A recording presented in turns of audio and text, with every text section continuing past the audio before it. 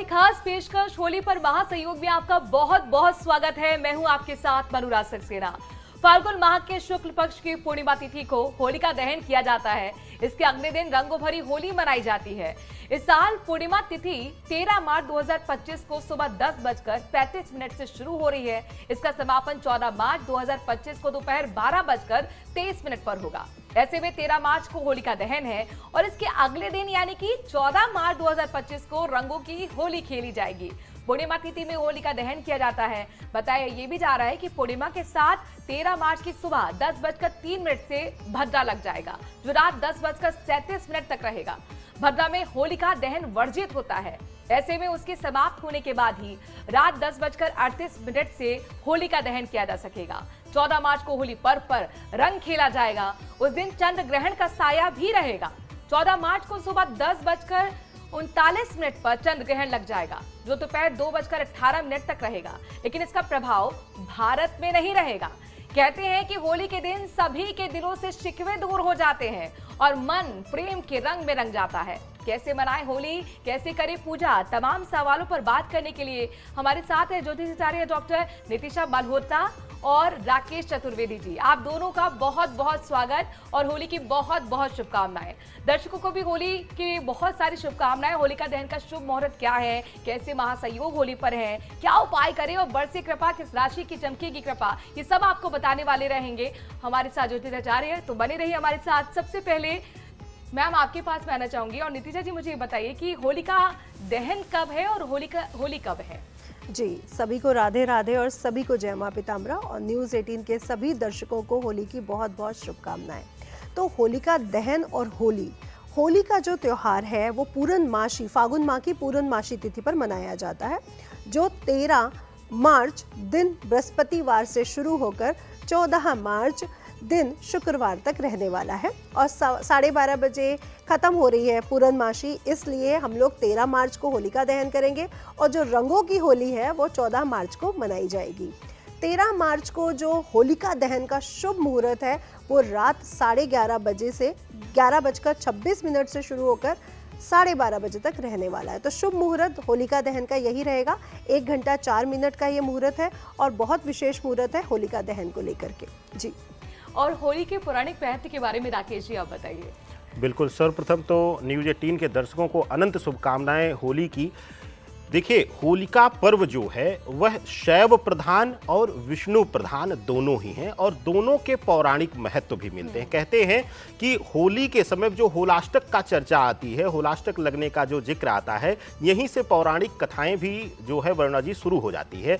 विशेष रूप से अगर देखा जाएगा तो पहला वृत्तांत मिलता है इसमें होलिका दहन का, जिसमें कि प्रहलाद को लेकर के हिरण्यकश्यप की बहन जो है वह अपनी गोद में लेकर, क्योंकि अग्नि का आशीर्वाद उनको था कि अग्नि उनको जलाएगी नहीं, तो उन्होंने अपने भाई के प्रभाव में आकर के उनको लेकर के अग्नि लगवा ली थी और वहां पर भगवान विष्णु के प्रताप से, पुण्य से और उनके आशीर्वाद से प्रहलाद बच गए। दूसरा वृत्तांत इसका पौराणिक रूप से महत्व आता है शिव प्रधान।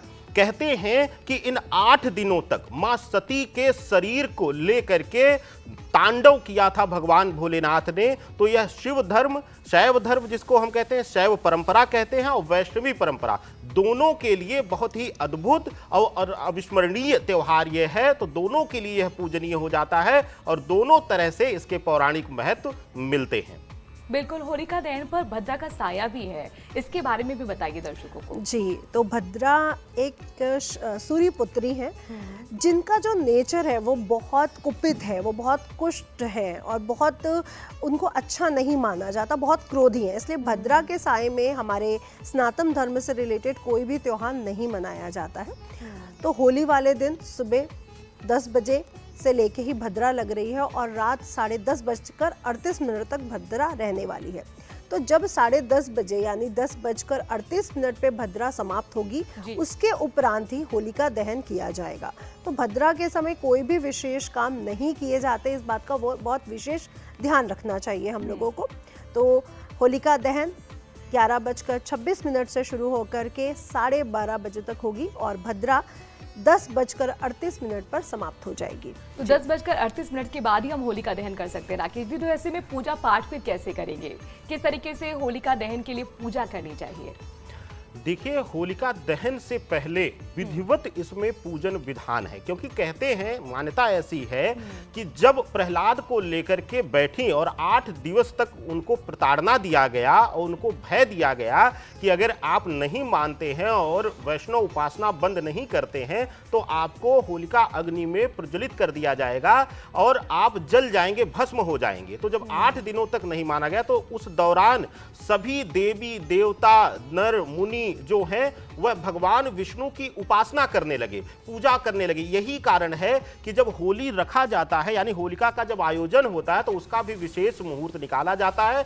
उस जमीन की, उस जगह की पूजन करके होलिका का स्थान दिया जाता है और पूजन के समय भी विशेष रूप से इसमें गुड़ का जिक्र आता है, क्योंकि राहु प्रधानता ली जाती है, राहु शांति के लिए लिया जाता है।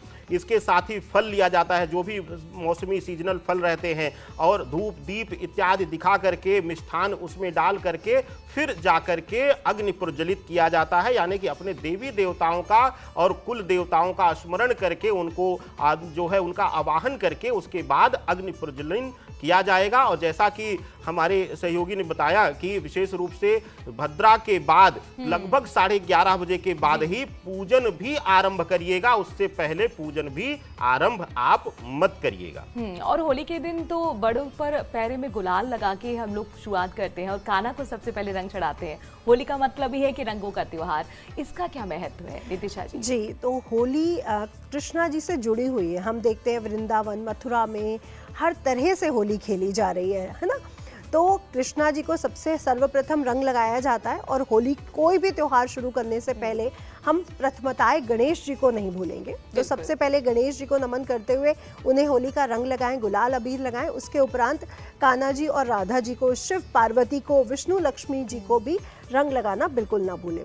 और जैसे कि आपने बात की कि अपने घर के बड़ों को उनके चरणों में रंग लगाया जाता है, बिल्कुल ये सद्भावना का प्रतीक है, हम उनको सम्मान दे रहे हैं। तो जब हम उनके चरणों में रंग लगाते हैं, क्योंकि हमारी जो प्राकृतिक ऊर्जा है, जो हमारी 7 चक्रास है, वो सबसे ज़्यादा ऊर्जा हमारे पैरों में होती है पॉजिटिव, और निगेटिव ऊर्जा होती है सिर की तरफ। आपने देखा साधु संतों के हम लोग पैर छूते हैं, घर के बड़ों के हम पैर छूते हैं, तो पैर छूने से जो उनकी सकारात्मक ऊर्जा है वो हमारे तक आती है। इसलिए जब हम उनके पैरों में रंग लगाते हैं तो वो पॉजिटिव ऊर्जा का संचरण हमारे शरीर तक होता है।